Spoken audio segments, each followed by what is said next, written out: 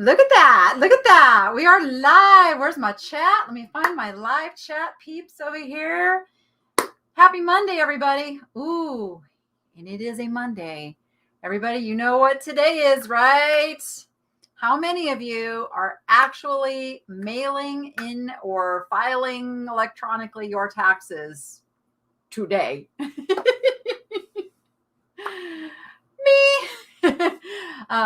And no fault of my own, though. My tax lady has had my info for a long time, but she is a one-woman show, and she spread herself a little too thin this year, I think. But she's phenomenal. So I had to go down to the bank and get a nice big fat juicy cashier's check to mail in. I can't be late because I will get penalized because I have to give them money, which is no fun. Oh no, Mikey, what's going on? Your eyes hurt. What? There's no workman's comp for being a YouTuber / eBay seller. I'm just saying. Oh, we are streaming live on both YouTube, of course, and also over on Facebook. So I may see some comments come through that you guys are going to go, where are those comments on both ends? So if you are on one of those platforms and I'm saying something and you don't see it, it's because it's coming through the other platform. But my software allows me to see both at the same time, which is pretty cool. Some of you filing extensions. Yes, the old extensions. But that means they owe you money, right? That's a good thing. You know, if you owe money, you can do the extension, but you still got to send in the check, which is what we were going to have to do at first. And then she scrambled and got them done, which is I'm very thankful for, because I like completeness. I like things done and off my ta-da list of things to do.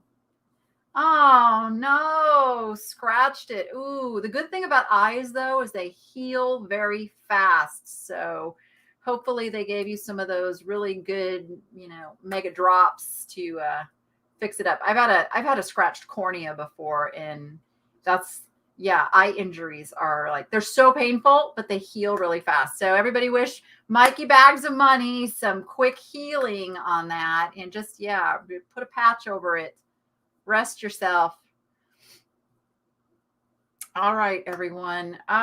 We are going to talk about being suspended. It has been a hot topic this last week, as a very well-known YouTuber reseller had his account permanently suspended by eBay. I've watched in many of the groups. I'm not in all of the eBay Facebook groups, but I'm in a lot of the eBay Facebook groups. And I have watched the chatter going on. I've watched the speculation. I've watched the fear. I've watched everything that has transpired since then. So I definitely want to address that topic today for sure.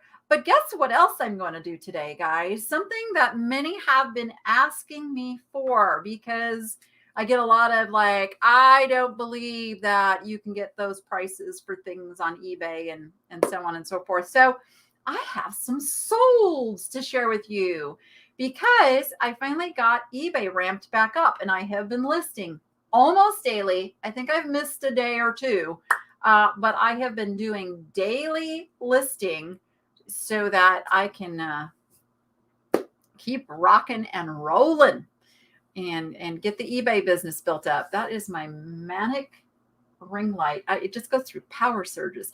I've also got one ear on like the hallway, because the kids are being picked up here any minute. So I'm kind of listening for when they walk out the door today. So I'm going to show you the solds first, and then we will talk about being suspended on eBay. So let me just go through and show you what sold. Now, I don't remember how much I paid for this stuff. I have that on another spreadsheet, but let me. So I sold these Pioneer Woman Dazzling Dahlias, 1 quart mini Dutch oven set of 2. I believe I picked these up for like $4. I think they were like a $3.99 purchase at Goodwill. I could be off by $1 or $2 at the most, but as you can see, I had them listed for $39.99. I took a best offer of $35 plus shipping, and those got out the door. So Pioneer Woman still, even though they sell it at Walmart, it is still one of those things where there's different patterns that come and go, and not everybody wants to go to Walmart to get things, so they will go online and go buy those things. So still love picking up Pioneer Woman as a seller. I didn't know what these were when I bought them, but they were interesting. I knew that. And then, sorry guys, I feel like I'm going to sneeze. Don't you hate that? Sneeze coming? Go away, sneeze. No time for sneezing. Ah! Okay. I found out they are lint stymized colorways thumbprint mugs. So the clue is this cool little thumbprint thing that is on the top, and they're very kind of heavy duty. The bottom is not marked. So really it took a little bit of digging to figure out what these were, but they're very, very expensive. I sold those on a best offer. I think I had those listed for $59.99, and I sold them for $50 plus shipping. I do calculated shipping, guys. I don't include free shipping. So everything I sell is plus shipping. I'm kind of trying to watch your comments too, in case you have any questions about things. So those were out the door. These surprised me. I just bought them because they were cute. They are, gosh darn it. Stand by. I'm going to get the sneeze out of the way.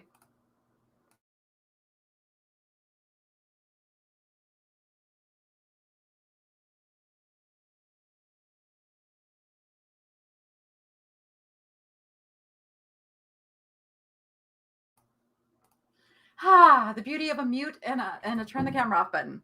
But now you can see my eyes are watering. Rick and Morty, Mr. Meeseeks, $25, guys. And they sold pretty quick. I think these sold like within 3 days of me listing. I think I purchased them for either $2.99 or $3.99 at Goodwill. And bam, those little guys were right out the door. And again, I didn't know who or what they were when I picked them up. I picked them up because they were just interesting. So that's a good flip. Rick and Morty, very, very popular. This next piece. Oh, thank you. You guys said bless you over in the chat. Thank you. Still feel like I'm going to sneeze again. This I picked up because, well, anytime you see like a branded, like a major brand like Pepsi or Coke or 7-Up or Dr. Pepper or whatever they are, and it's vintage, you want to take a second look. I wasn't quite sure what this piece was, but I found out it was a change tray that would be like in a retail store. But I looked at this girl and her freckles, and I'm like, oh, she is so 1970s. I mean, I grew up in that era.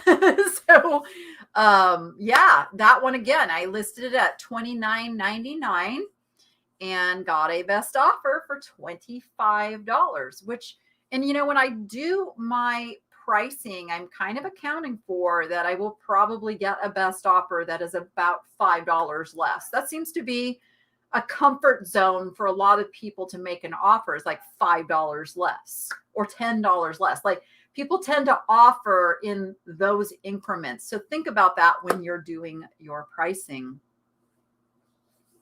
Oh, thank you, Melissa. Melissa knows what I paid for this stuff. She helps me with my spreadsheets. I paid $1.19 for those two lint stymized mugs. Yeah, that's right, because they were a 40% off day, and they were $1.99 for the pair, and it was 40% off day. That's what it was. That's what it was. All right. So everybody hides their. Well, you know, the interesting thing is, Patty, that it's really funny. On TikTok, there's a filter to put freckles on your face. Jordan uses it all the time, and it throws me every time when I see her with all the freckles. So freckles are actually in again. It's cycled back around. The freckles are cool. So who knew? Who knew? All right, let's go back to Sharon here. You guys remember these? Now, thanks to my friend Mikey Bags of Money, who was doing his live stream walking past Gordon Ramsay Burger Restaurant, I wasn't sure if these were stolen or if these were legit, but I knew that they were legit. They are a really nice quality brand.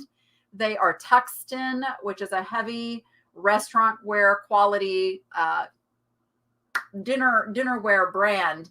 So he found out that the restaurant actually sells these plates for $25 a piece. So I priced the pair, again, I believe I priced it at $39.99, and they sold for $34.99.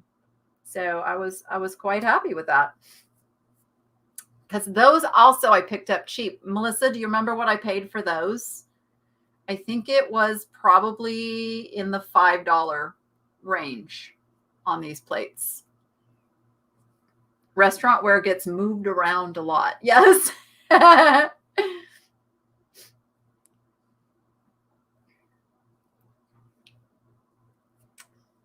Yep, 70s and 80s are back, baby.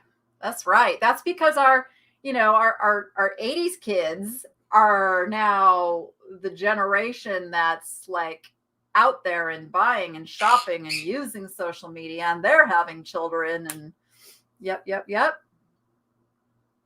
Are vintage Las Vegas memorabilia worth buying, and are they profitable?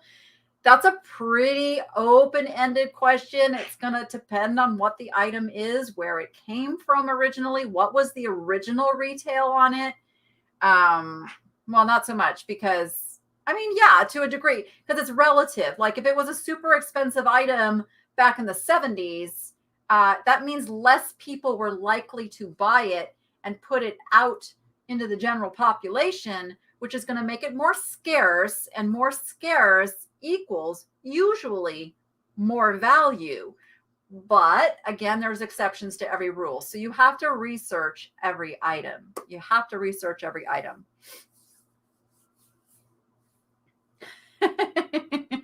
I'm just Donna.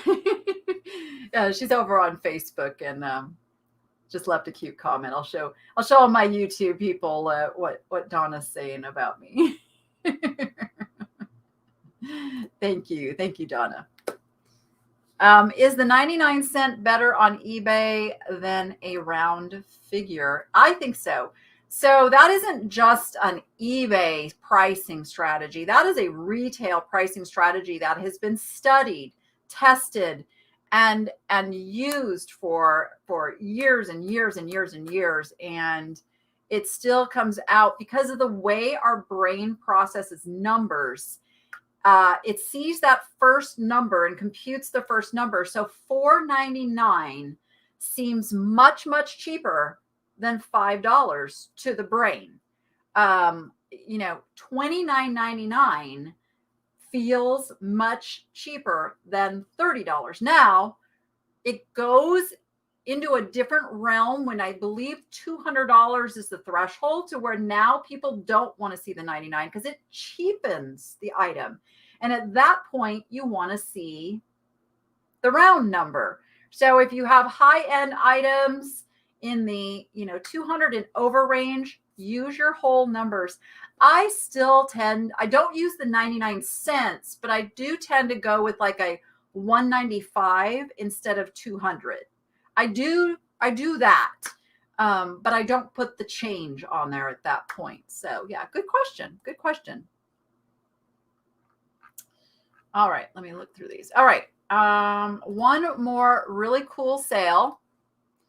You guys remember the little, and I still can't say it right, Kimpur, the French faience pottery vase. I picked this up. I was so tickled when I found this at Goodwill, sitting on the shelf, undamaged, undamaged. and there it is. That one took less than a week to sell. Full asking price of my $99.99. Got $100 for my little Cumper. I don't even know how you say it. I'm trying to make it cute because I don't know how to say it, but it's okay because it's sold and you don't need to know how to say it.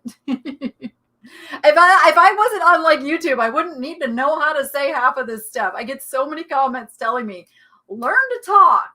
I'm like, yeah, no. I'm 55 years old. I'm probably not going to talk any different than I do now. But there you go. So those are the what sold to date, because I get a lot of people wanting updates on my what sold. So I'm going to start sharing with you what sold on eBay, because that's the easiest place for, I mean, all the stuff that I sell off eBay, there's like really no way for me to do a what sold video, and then I do my live sales and all that. But there you go. Quimper. I was close. Okay. All right.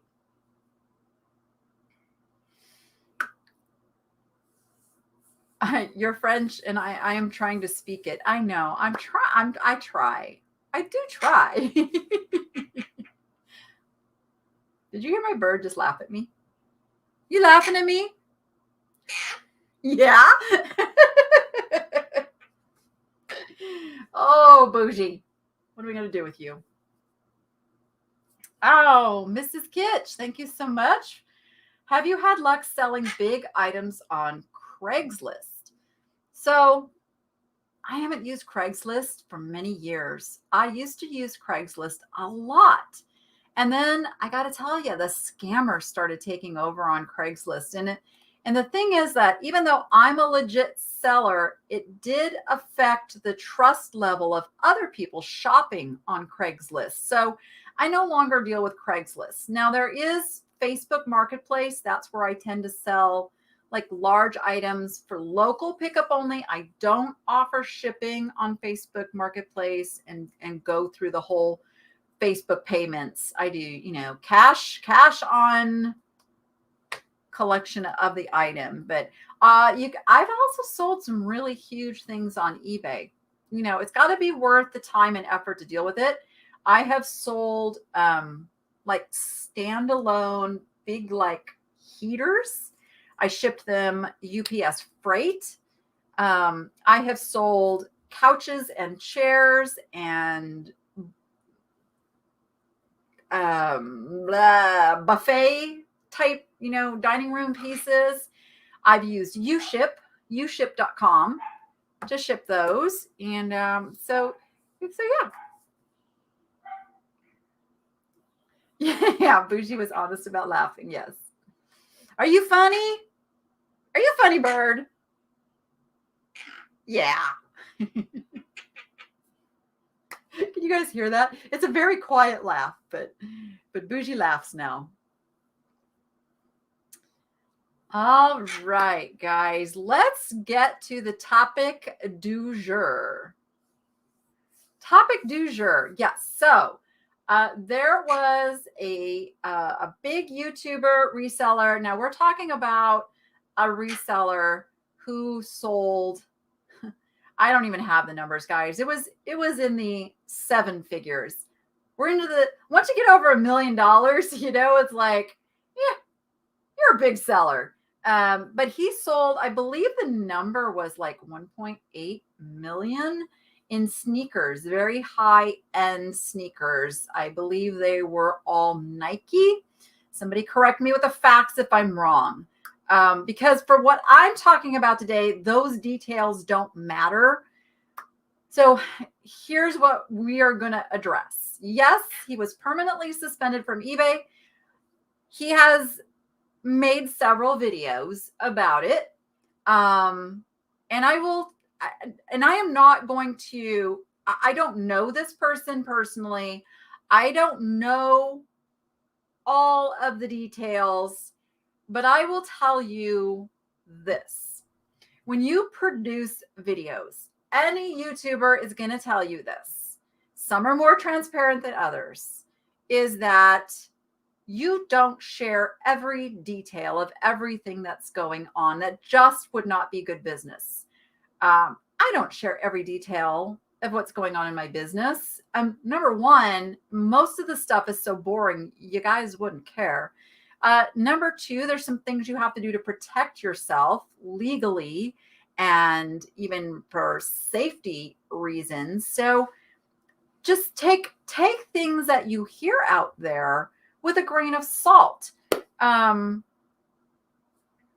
People are reading between the lines, coming up with reasons. Was it stolen goods? Was it this? Was it that? And it's like, it comes down to the fact that somewhere along the line, eBay had communication with this person. I guarantee it. I 150% guarantee.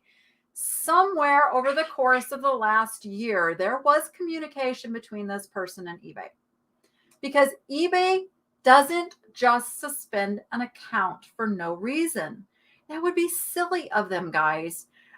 The reasons that eBay suspends a selling account are if someone is suspected of selling like reproduction, fakes, high-end brand name stuff, and can't provide proof otherwise. Number two, as was in this case, even though the shoes in question went through authentication, they were the authentic shoes and all of that, this person could not provide invoices showing the kind of the paper trail of these being legitimately purchased. I will just say that, like, and this is where everybody is out on social media getting really, really uptight about this. It's like, oh, I buy stuff from yard sales and I don't have invoices or all of that to prove. That is not what eBay is after. eBay does not care that you bought stuff at yard sales. If you're, and we're called one-off sellers when we do this. You know, we're buying this used item and we're flipping it. We're not selling $1 million of the same type of brand spanking new merchandise that you go, you know, you're now no longer like a hobby seller or a small seller. You're playing with the big boys, and the big boys have to prove they're legitimate. And so let's talk about the difference between a receipt and an invoice. So a receipt is like, you know, you get it from Goodwill. It shows, you know, the breakdown of what you bought with the total and all of that. If you go to a yard sale, somebody writes on a piece of paper what you bought, the total, whatever. That's a receipt. You can write your own. You can have a little notepad in your car and write and keep your own records. And those records are really great if you're doing this for a profit, because it's something that you have then if the IRS ever sends you the love note that they want to do an audit. You can match that to the amounts that you're deducting for cost of goods, and you're solid. So when it comes to a company asking for an invoice, so Amazon does this all the time. There's many, many resellers on Amazon who run into this problem as well, is that Amazon and eBay, they want to know that your goods are coming from a legitimate source. And so an invoice is going to show a wholesaler's information or a manufacturer's information to show that you did order that stuff legitimately and have the rights to resell it. If you cannot provide that, a company is going to do what's in their best interest, which is to protect the masses of their resellers and their business and their reputation, and they will shut you down. So the burden of proof is on the reseller to provide. So simply having receipts showing that you bought, you know, like $1.8 million worth of shoes from another party, having a receipt may be okay for your IRS and your taxes. It's not going to be okay for being represented on a third-party platform. Does that make sense, guys? So we're talking about two different things here. IRS and eBay, Amazon, Poshmark, Etsy, whatever the platform, those are two different things, okay? So I saw a lot of confusion over that. Will he be okay with the IRS? Probably. The IRS is probably going to be okay with Zelle and PayPal receipts showing money coming in, money going out, all of that. If you keep good business records, you're going to be okay with the IRS. So those are two completely different things, and there's been a lot of confusion over that. So my advice to you guys worried about not, you pay cash for stuff and you get stuff at yard sales and flea markets and places where it's a lot of cash dealing. If you're really worried about it, have yourself a little notebook that those amounts, the cash you pull out, because there's going to be a record of pulling that cash out of your bank somehow, somewhere. So if you can match what you pulled out of the bank with what you spent, you're solid. Business is all about income and expense, and you pay tax on the difference. Whether, that's a plus or a minus, that's how your taxes are figured out. And what is the difference between your income and your expense, just to put it really, really simply. So you just have to be able to prove that what you're claiming is what you spent. So, worst case scenario, the IRS audits you and the numbers don't come up right. And they say, hey, you owe us more money. That's how the IRS operates. Although I think my prediction is there is going to be a lot less audits this year. But as they build their personnel back up, we may be seeing audits coming down in future years, coming back to this year where they couldn't do a lot of audits. So keep yourself good records of what is it? And I'm not a tax person, guys. I am nowhere near to being an accountant or a tax person. So please consult with your CPA tax professional on everything that pertains to your business. I'm giving you my personal experience and opinion only. But keep really good records. And I believe the timing is 7 years, or is it 10 years? It's either 7 or 10 years. It might be 7 for personal deductions and 10 years for business, because the IRS can go back years and years.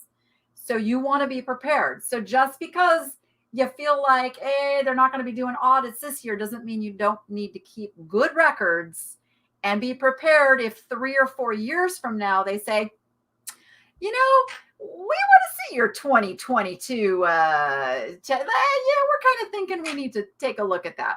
So just be prepared. Don't be afraid. Just be prepared. That's all you got to do. That's all you got to do. All right. So I don't want there to be a lot of fear out there. This person, and again, I'm not saying any names. You will rarely hear me mention the name of you guys know who I'm talking about. You can go find it. It's really easy. Again, I don't know them. I don't know anything about them except what they put out on YouTube. And they know. And what I do know is they seem to be very smart. So they'll pivot, they'll do. I can tell you this, they made a lot of money in business. And this is the next thing I want to talk about. In business, big rewards come with big risks. I mean, that's just, a lot of you are comfortable taking very small risks and get small rewards. Some of you take bigger risks, get bigger rewards. So it's all judging what you're comfortable with. But eBay put out a promotion, and I don't know, I mean, we're antiques collectibles sellers out here. Sell high-end sneakers. That's what eBay said to do. $100 and over sneakers had zero final value fees. Zero final value fees, folks. So this person sold over $1 million worth of shoes for free, basically. So that eBay's also got to deal with these big companies such as Nike, who may be breathing down eBay's neck going, hey, what's going on here? There's some talk that these were prototypes, or they were samples that were never supposed to be out on the open market. And I will tell you, that happens. It absolutely happens. There are people that work in the back ends of some of these big companies. And I can tell you for a fact, I have some things from Disneyland that were supposed to be destroyed. I had a relative who worked in cost accounting at one point in his career with Disneyland, and he knew I loved to collect Disney stuff, and I got some pretty darn cool stuff. And he says, though, you can never sell this stuff on eBay because you're not supposed to have it. But not everybody holds to that. I it's for my own collection. I will never sell those things. But I can tell you that stuff does get out of the places where it is meant for, destroy it. It's never supposed to be on the market. Or he says he got him from a celebrity friend. That's what he's saying. We'll have to take his word for that. But I suspect Nike was probably having an issue with it. And if if eBay's going to make a decision between, do we protect our seller here who's selling these shoes, or worry about this big corporate giant coming after us and the legal fees that's going to produce, let's err on the side of caution. And again, what I go back to is eBay doesn't just shut you down with no warning. I do know people who have had their accounts suspended, and a lot of times what happens is we get these little love notes from eBay. We get, a warning about something, and it kind of gets pushed to the side, doesn't get attended to, or get, eBay asks for some information. If that doesn't happen, if you just ignore that and keep doing business as usual, one day you could wake up and find your account is suspended. It happens because eBay has to protect eBay's interest. eBay is a multi-billion-dollar publicly traded company. And I said this, I don't know if it was last week or the week before, eBay is always going to take care of eBay. Now, taking care of their sellers is a roundabout way of taking care of eBay, but they don't know you personally. They're not your friend. They're not your business partner. If you follow the rules and do what you're supposed to do, you won't have issues with eBay. But if you do things that don't follow the protocols they put in place that keeps them safe, they have no problem shutting the door on you. And that goes for any platform. It is not just eBay. Platforms have to protect themselves from getting shut down legally. So it's really tricky. I'm going to come over here and take a look at the chat, make sure I'm not missing anything huge.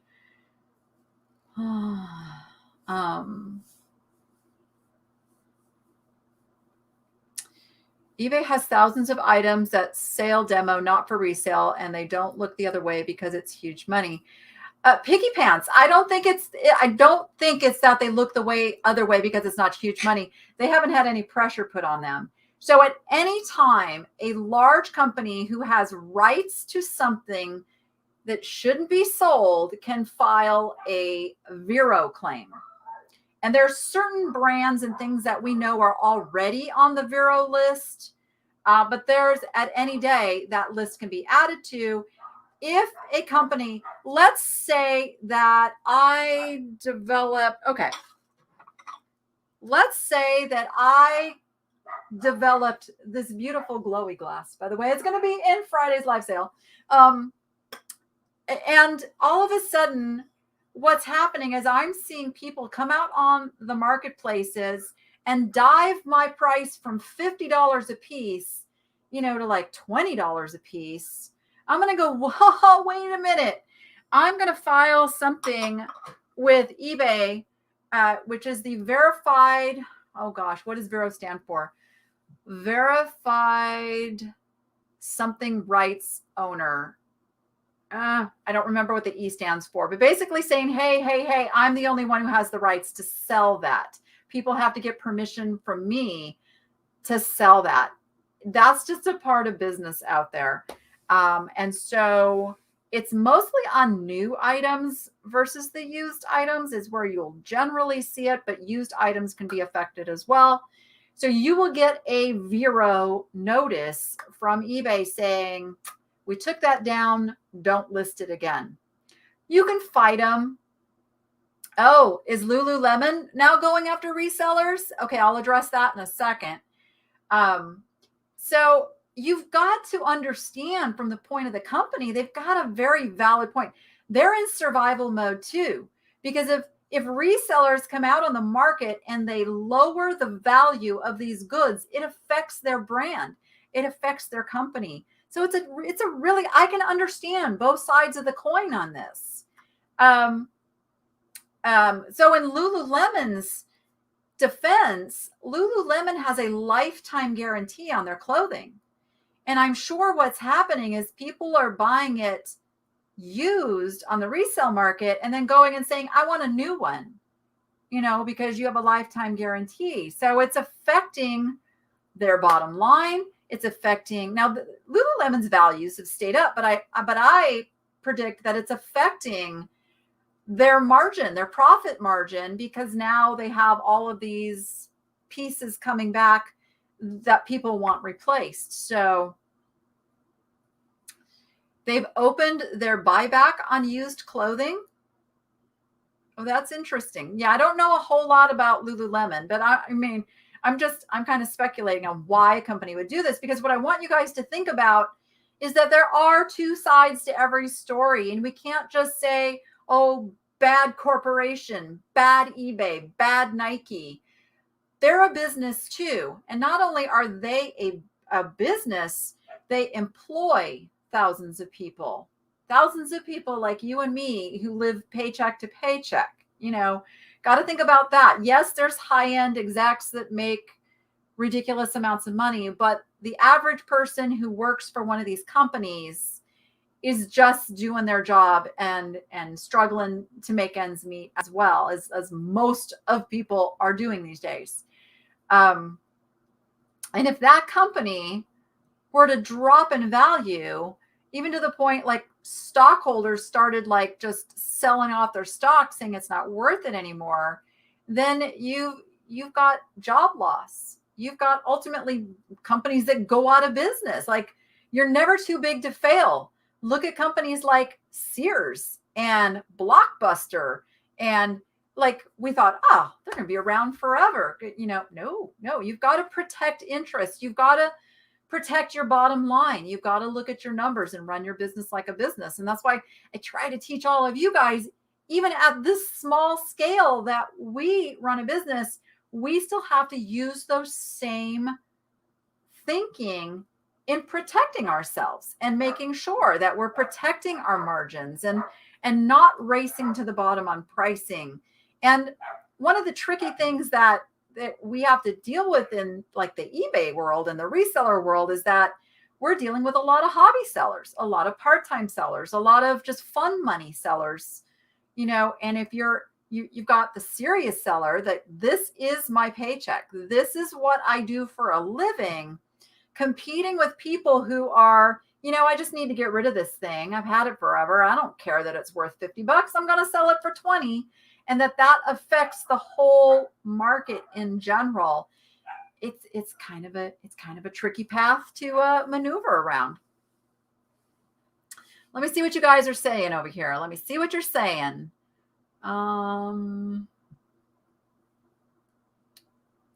There's so many of you hate eBay now. You know, eBay's not on the take. It's eBay's, yeah. Are there scammers on eBay? There are scammers everywhere. If you think for 1 minute that eBay corporate, the people involved are not sitting there going like, what do we do about all of the scams and the fraud and the problems on our company? You are sadly mistaken. I assure you, it is on their minds. They do talk about it. And again, put yourself in the position of an immense corporate structure where there are thousands and thousands of people working, different departments that have to communicate, have to get the data and figure out like what is the piece that we can fix. They then, once they even figure out what that piece is, it has to go into development where they have to figure out how to incorporate it into the software and make the changes. This is why eBay incorporated this, twice a year, doing a seller update, where there's like big changes. But I assure you, eBay does not want the scams and the fraud associated with their site. No business wants that. So to think that they're just like making money off this stuff and they don't care, I assure you they care. They just probably don't have the answer. So anybody who has answers and suggestions, I know of all the companies I've ever been involved with in my life, eBay's the most open to actually listening to us little guys and taking that back to the boardroom. Lynn says, I was scammed on eBay and they helped immediately and went after the person. They were on top of it. Yeah, that's what I'm talking about. But you guys have to report these bad buyers. You have to report bad sellers. The only way a multi-billion-dollar company is going to know about a single individual account user in their millions of account users is if they get reports on that and they have data. And again, this is what I'm talking about, you guys. They don't just shut somebody down for no reason. One report isn't enough. They have to see that it comes from multiple places. And you wouldn't want that either, because that would mean, your neighbor who's mad at you because your leaves blew into their yard and they find out about your eBay account, they could report you for something stupid.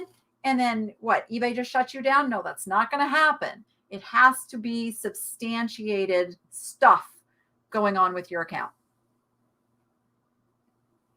Yeah. So going back to this YouTuber reseller, eBay asked for invoices. They said, please prove to us you're running a legit business here.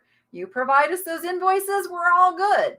He could not do so. There were no invoices to provide that proof that eBay needed.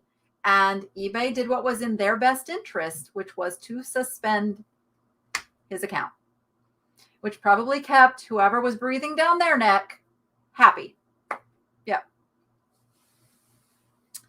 Hey, Dominic, primetime treasure hunter in the house.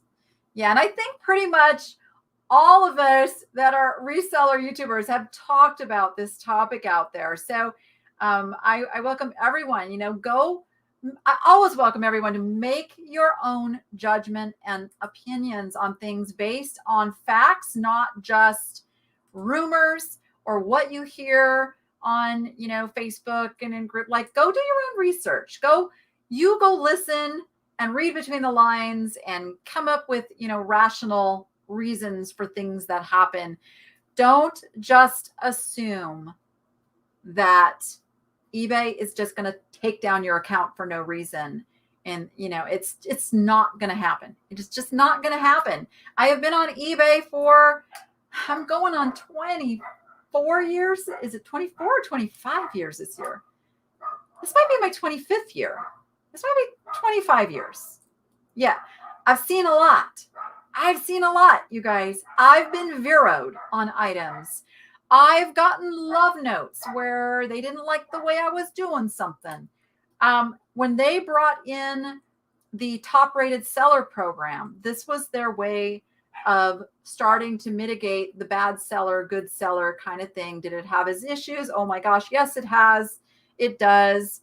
But for the most part, it works. You have a lot of leeway before you fall into like a below standard seller too. So there, again, it's not overnight, but I guarantee if you're a fairly new seller and you send out, 10 packages and 5 of those have issues, eBay's going to say, shut it down. You got to have a plan for fixing this. We can't have this reputation on our site. So, let's see what you guys are saying. Yeah, the person who was suspended is going to know why they were suspended. This idea that you're just not going to know why. You're going to know why. You will have had events leading up to a permanent suspension that are going to tell you why, especially at the level that this seller was. Yeah. What if you have a ton of inherited things? How do you prove it's all inherited? So I don't think you need to prove that it's well, if it's inherited, was there a will? Like, was there something that said you inherited it? Would be my first thing. But number 2, again, this didn't happen with one-off used goods. This didn't happen with somebody who gradually grew a business in like the average amount of time it takes to grow a business to that level.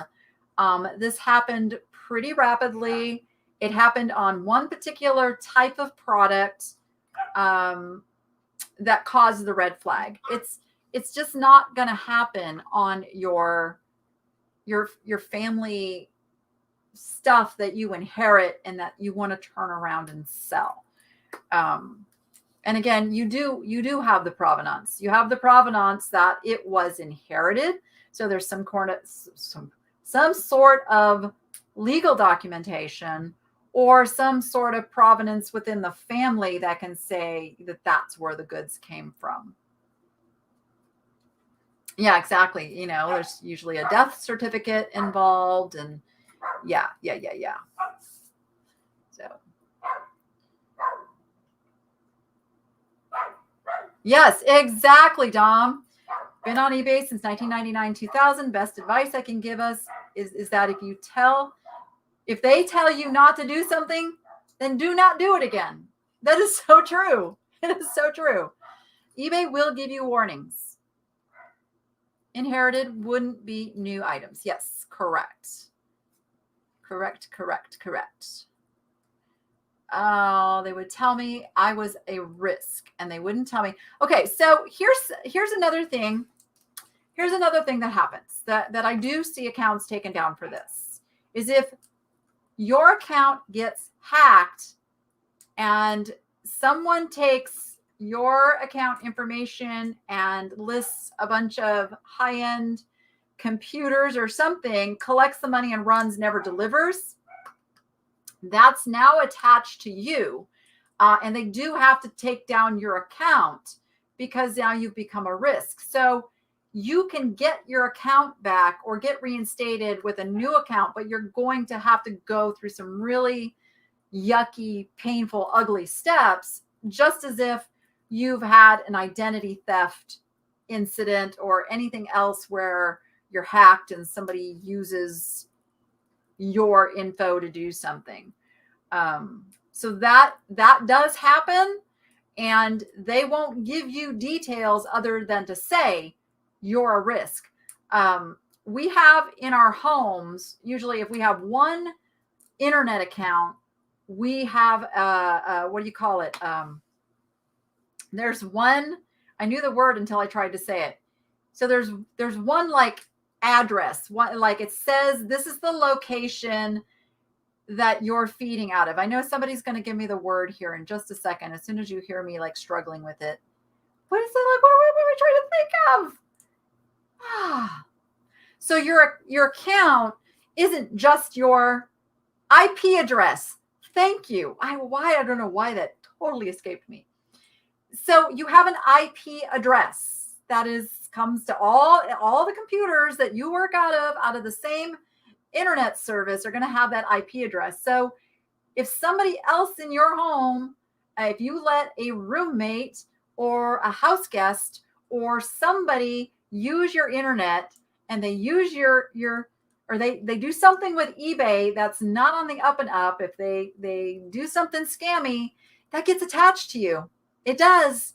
And you have to clean up that mess. And eBay they'll take you down and figure it out later. They're always going to err on the side of protecting the company. So you may have to jump through some bells and whistles to get an account back, but you can do it for reasons like that. You can't just go and open another account. If they suspend, this is like the worst thing you could ever do. If you want to be permanently suspended from eBay, this is what I'm going to tell you right now. If for some reason eBay takes down your account, do not just go open a new account. That will get you a permanent ban on eBay.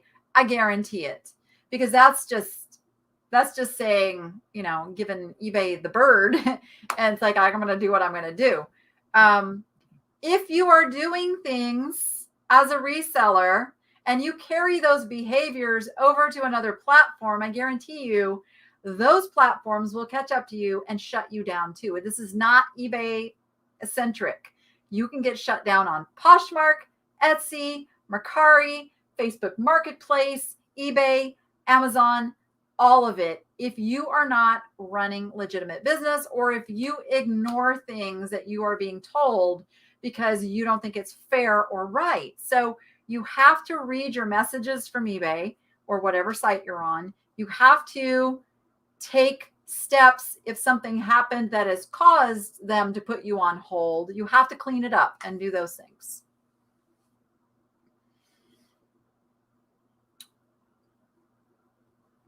Yeah, but people do hack in. We know hackers are abundant.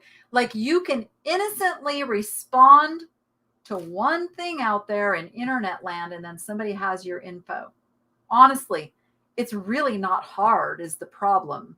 Our user IDs are out there, and it's usually in the password area. If you are not really good about changing your passwords frequently, not using something that's easy to figure out, because all these little quizzes and games and things you sign into over in social media, they're harvesting your information. They're harvesting your answers. They're looking for, your favorite pet, your favorite color, your favorite bird, your favorite number, your birth date, all that stuff. And then they put it through little data software stuff and come up with logical passwords, and then they just start having bots that are checking passwords. I mean, there's a whole business out there that's all about doing stuff like that to get in and be able to use the information just to scam some money for a while. Yep. We got to be, double authentic. Yes, double authentication. It's a pain in the butt. Hate it, but it can save you. It can absolutely save you. Ooh, I'm getting some mad faces. I hope those mad faces are topical and not you guys are mad at me. I'm glad YouTube can't leave mad faces. We just get thumbs down. I'm sure I got a few of those on this too. Yeah, everything's constantly tracking us, guys. Constantly. Yeah, those little fun quizzes, they're fun, but that's really what a lot of them are. I'm not going to say all of them. I never say all. I never say nothing, because those are words that we just can't verify. But I assure you that they're not just trying to be ambivalent and give you some fun little quiz to do. They're either like putting commercials in front of your face and doing that kind of thing, or they are harvesting information. Yep. All right. It's really hard for me to go back and find questions. If you have a question that I did not answer, go ahead and ask again. Ask again. But what I want to say, guys, is do not be afraid. When these topics come up, when something happens to somebody that's in the public eye, and then it gets all the questions running through our head, am I safe? Am I okay? And I'm going to say, 99.9% of you watching this will never run into an issue. The other, 0.1%, pay attention. Look what's being told to you. If you're growing really super fast in your business, make sure you're keeping really good records. Make sure that if you're buying from wholesale, that you're getting invoices. If you're buying name brands at a too good to be true price, question the source that you're getting it from. All those things. Just protect yourself. Just protect yourself, guys. Okay, let's see. Yes, you can, Blue Mermaid. You absolutely can have more than one account. The same IP address. I have multiple eBay accounts, all from the very same computer. Let's see. Yeah, I see a lot of fear in getting started reselling, and I'm going to tell you, nothing comes without risk. Everything is risk versus reward. And if you're scared to even get started, like, I want to help you overcome that, because the rewards in this business, you see me, you see other YouTubers who put it out there. You see the fun that is involved in this business and the community that's involved in this business. And as long as you are an ethical, honest seller, trying to do the right thing, you are most likely not going to have these issues. And I'm not accusing anybody. I know everything gets twisted. I'm not accusing this reseller of any wrongdoing, because I don't know. I don't know all the details. All I know, eBay had their reasons. That's all I will say is eBay didn't do this lightly. eBay's not going to cut off their nose to spite their face, on a seller like this. They had very good reasons for it. Yeah, scammers get the quick buck and they move on. They're weighing their risk and reward. Their risk is going to jail if they get caught, but they're making so much money off of it, they're willing to take the risk. Is it a good business model? No, I don't think it is, but what do we do? We're not going to be able to stop it. Do I use all the eBay accounts? I do. I absolutely do. Log into them. I only have 2 right now. I will say I've had as many as 4 in the past, but 2 of them are just, I'm not doing anything with them, but I have 2 active ones. Amazon, you can, if you can prove a reason for needing a second one. So again, you have to go through the right channels to get 2 accounts on Amazon, but you can do it. Absolutely. But normally you can't just sign up 2 accounts on Amazon. You will get one shut down or both shut down. Oh, let's see. There's confusion in starting and selling a bunch of brand new 50,000 each pairs of brand new shoes with no invoices.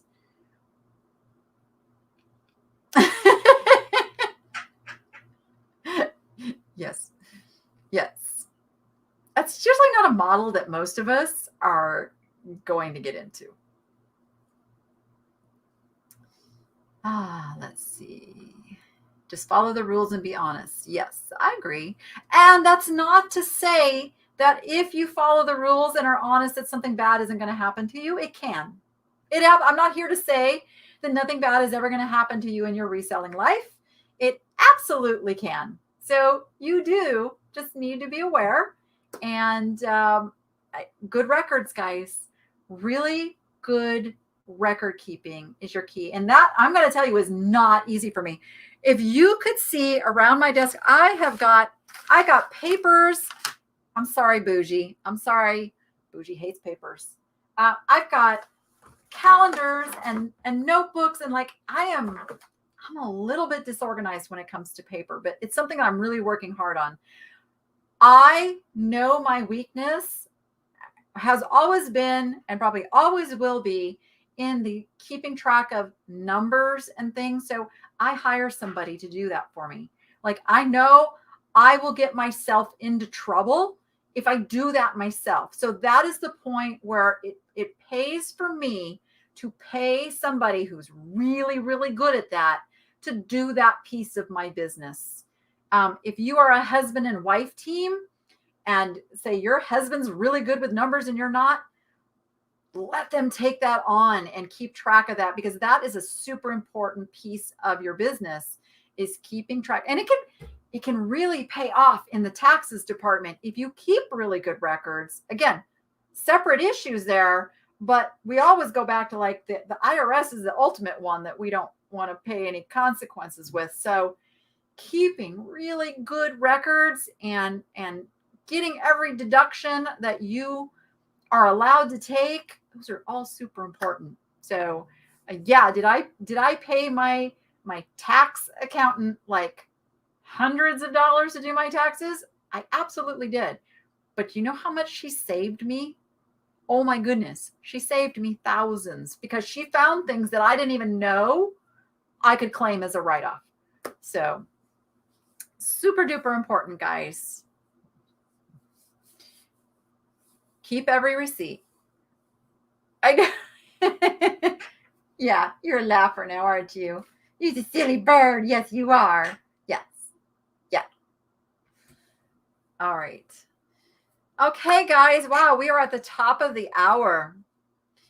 I think I saw something, and I always forget to say this. I think my friends Vintage and Vino are having a live sale this afternoon. Pretty sure they are. And I don't know if it starts. Does it start at 2 or does it start at 3?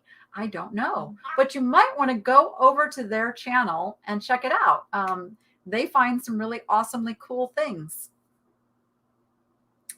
I hope I answered everyone's questions. What I want to leave you with is you do not need to feel anxious in your business on a daily basis. There will be moments in time, because I get anxiety. This should be a fun experience being self-employed. This should bring you peace and joy knowing that you're in control of your livelihood.